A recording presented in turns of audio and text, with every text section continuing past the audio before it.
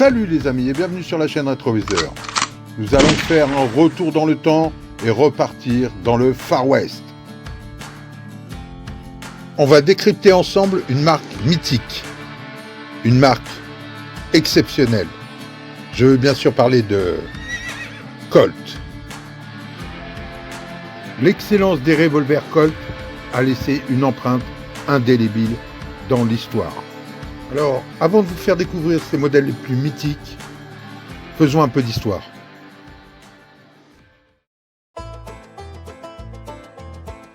Samuel Colt est né en 1814 à Hartford, Connecticut, États-Unis.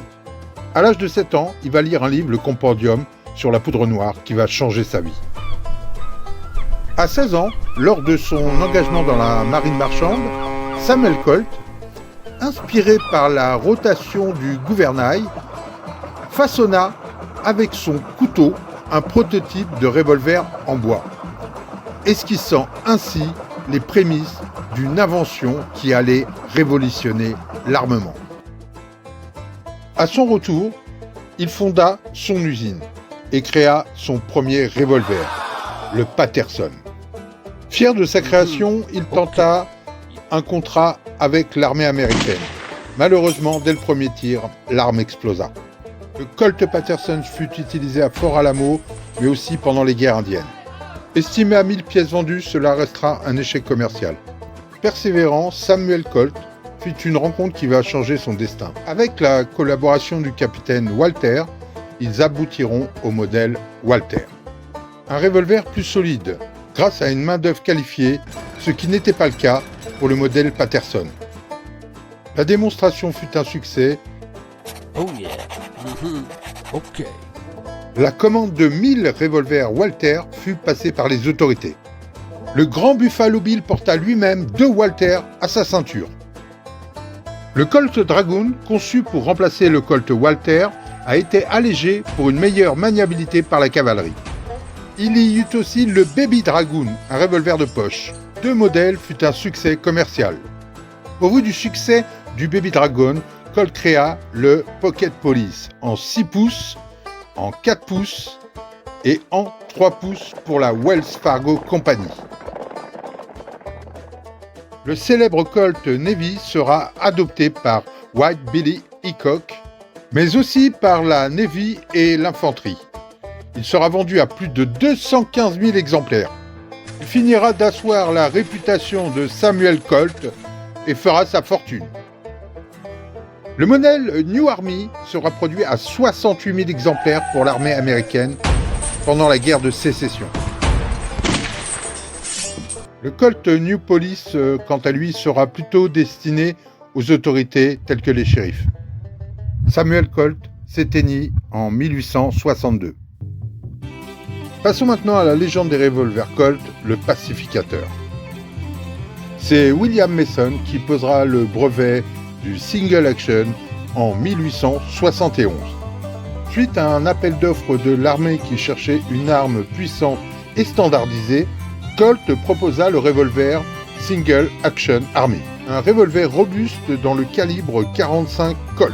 Le premier modèle était un modèle de cavalerie avec un canon de 7 pouces et demi, carcasse en acier massif d'un seul bloc et un système simple action avec des plaquettes en noyer, ainsi qu'un barillet cannelé, un chargement par portière et une tige d'éjection à ressort située sous le canon.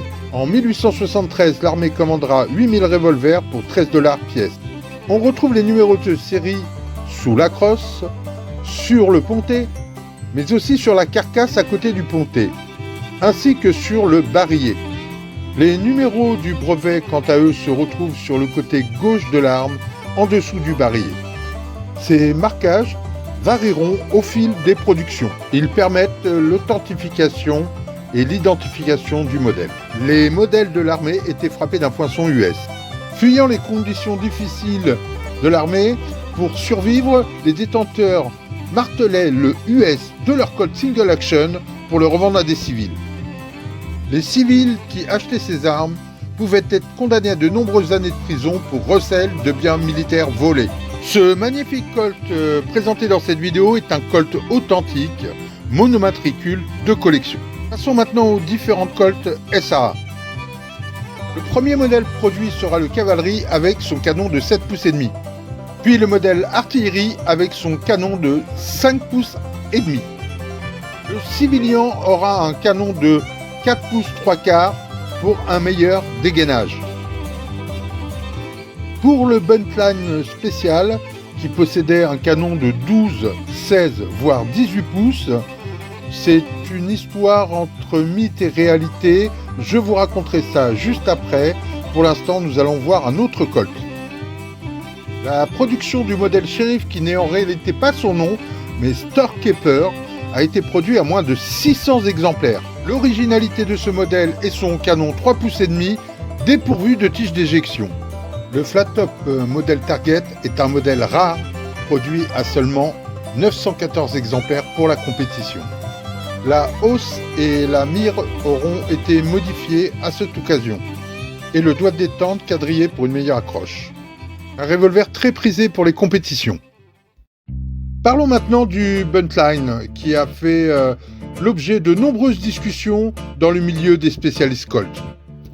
Ned Buntline était en réalité un romancier et un écrivain du 19e siècle. Connu par ses romans à un sou, qui relataient l'histoire de l'extraordinaire Buffalo Bill, il contribua largement au mythe de l'Ouest américain. Il créa le Colt Buntline spécial pour 5 hommes de loi. Wyatt Earp, Bat Matheson, Bill Tilghman, Charlie Bassett, Nell Brown. On ne retrouve aucune commande de ces 5 Buntline dans les archives Colt. Tous les grands spécialistes Colt s'accordent à dire que cette histoire a été montée de toutes pièces pour vendre ses livres. Wyatt Earp, connu pour la fusillade à hockey corral, n'a jamais confirmé s'être servi d'un Buntline le jour de la fusillade. Mais il sera représenté par le cinéma ainsi que sur des statues avec un Buntline. Il est plus que probable qu'à hockey corral, Wyatt Earp utilisa un Smith & Wesson numéro 3 comme son frère Virgil. Un lien particulier unissait Colt et Londres. Colt y avait construit une usine entre 1853 et 1856. Il y avait de nombreuses succursales à Londres et Colt avait comme pour premier importateur en Europe l'Angleterre. Le Colt Bisley est un revolver à part, considéré comme le gentleman des revolvers Colt. Il fut produit entre 1894 et 1912. Le revolver Colt Bisley doit son nom du stand de tir Bisley en Angleterre. Ce revolver sera entièrement conçu pour la compétition. Malgré ces différences, on le confond souvent avec le Colt de Single Action 73. Bizarrement, Colt choisira de comptabiliser les numéros de série du Colt Bisley dans celle du Colt SAA. Le pontet du Bisley était plus large et son doigt de détente incurvé, contrairement au Colt SAA où il était beaucoup plus droit. On remarque aussi des différences notables sur le marteau. L'éperon du marteau a été abaissé. Lorsque de l'armement avec le pouce, cela permettait de garder une meilleure prise en main. La crête du marteau a été aussi abaissée. Ces deux pièces n'étaient pas interchangeables, le marteau du Bisley était beaucoup plus long. La différence la plus notable restera sa poignée. Elle avait une ergonomie visant à éviter le relevé de l'arme pour une régularité au tir. Ce revolver sera produit à 45 000 exemplaires. Le revolver Bisley sera adopté par le général Pancho Villa. Le calibre le plus utilisé pour ce revolver était le 32-30. C'est encore à William Mason qu'on doit le premier revolver Colt double action. Malgré ses défauts, cette arme eut une grande popularité. On peut remarquer une similarité esthétique avec le Colt SAA.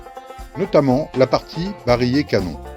Vendue avec des plaquettes en gutta percha, elle avait un anneau de dragon et un doigt de détente beaucoup plus avancé pour le double action. Ce Colt avait une mécanique complexe, souvent décrite comme fragile. Malgré ses défauts, ce revolver sera très apprécié. Benjamin Kittredge était un grand distributeur Colt. Pour l'anecdote, c'est lui qui surnommera le Colt SAA le pacificateur. Il donnera aussi un surnom à tous les Colt 77 selon leur calibre. Ce Colt a été créé pour concurrencer les Wembley Bulldog qui prenaient une grande place dans le marché des doubles actions. Il y a eu plusieurs longueurs de canon, 4 pouces et demi, 5 pouces et demi et 7 pouces et demi. Avec son canon de 3 pouces et demi et dépourvu de tige d'extraction, il y aura aussi le modèle Sheriff. Le Colt présenté dans cette vidéo est une variante du 77. C'est le 1878, généralement appelé Frontier, et de bien plus gros calibres tels que le 44-40 ou le 45 Long Colt. Il était aussi surnommé Alaskan, mais son véritable nom était le modèle Philippine.